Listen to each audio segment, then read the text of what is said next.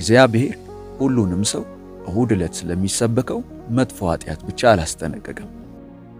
በምሳሌና በመክብብ መጽሐፍት እንዲሁም ጌታ ኢየሱስ ራሱ በተናገራቸው ቃላት ውስጥ ያሉ ሚስጥራት ስለ ዕለታዊ ልማዶች ጥብቅ ማስጠንቀቂያዎች ናቸው እና ከዚህም በላይ አደገኛው ነገር ደግሞ አብዛኞቹ ክርስቲያኖች ሁሉንም ያደርጋሉ እናም የተለመደ ነው ብለው ይጠሩታል።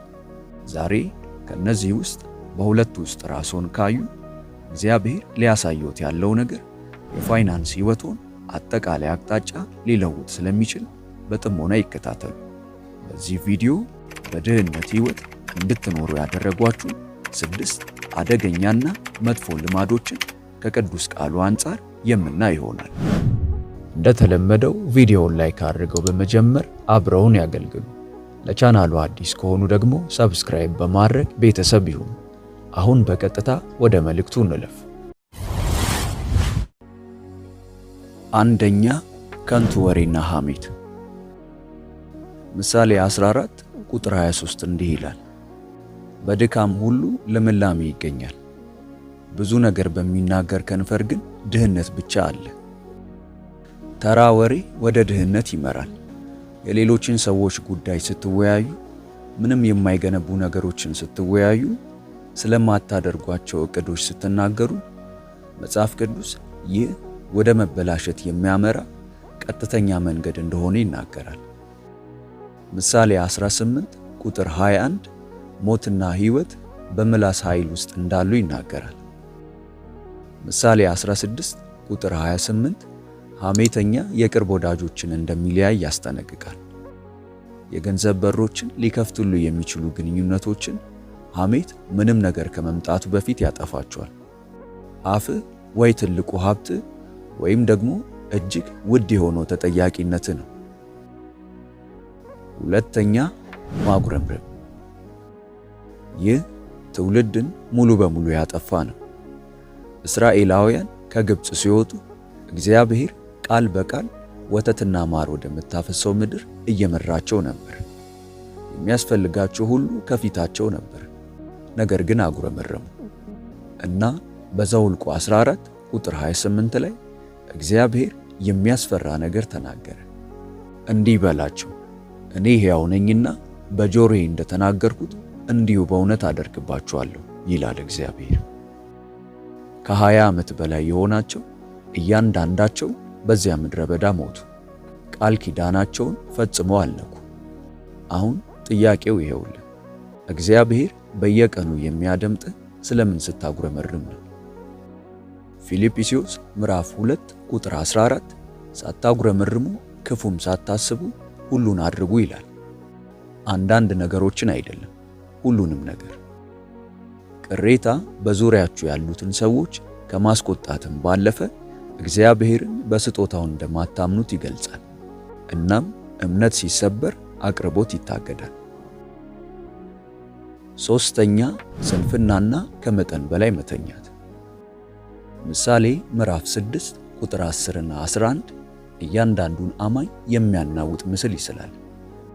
ጥቂት ትተኛለህ፣ ጥቂት ታንቀላፋለህ፣ ትተኛም ዘንድ ጥቂት እጅህን ታጥፋለህ።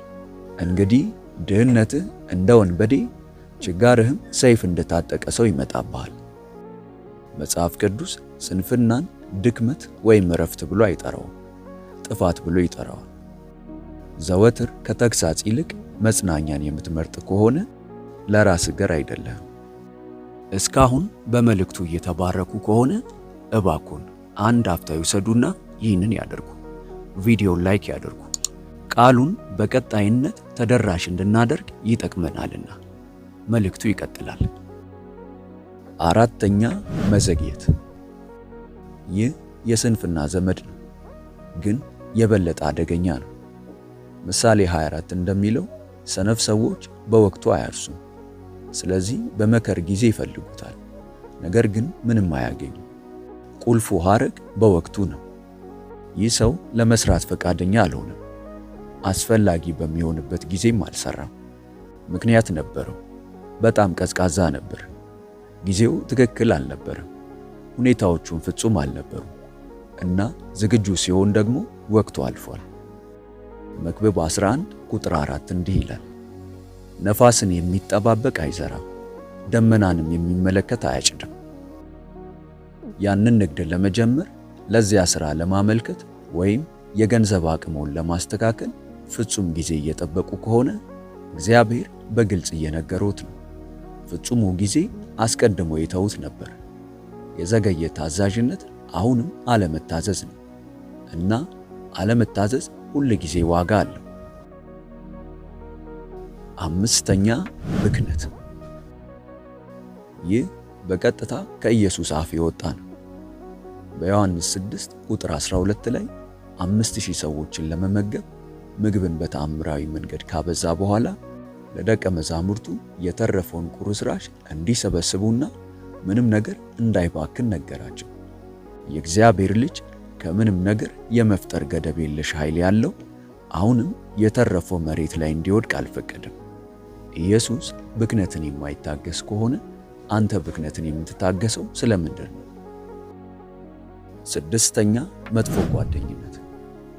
ምሳሌ 13 ቁጥር 20 በዚህ ዙሪያ ወደ ኋላ አይልም። ከጠቢባን ጋር የሚሄዱ ጠቢብ ይሆናል፣ የሰነፎች ባልንጀራ ግን ክፉ መከራን ይቀበላል። ከጥበበኞች ጋር ተጓዙ፣ ጥበበኞችም ሁኑ፣ የሰነፎች ጓደኛ ጉዳት ይደርስበታልና።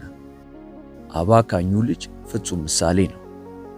በሩቅ አገር ውስጥ አባካኞች ወዳጆች ባሉበት ርስቱን ሁሉ አቃጠለ እና ሉቃስ 15 ቁጥር 16 እንደሚለው ገንዘቡ ሲያልቅ ማንም ምንም አልሰጠውም።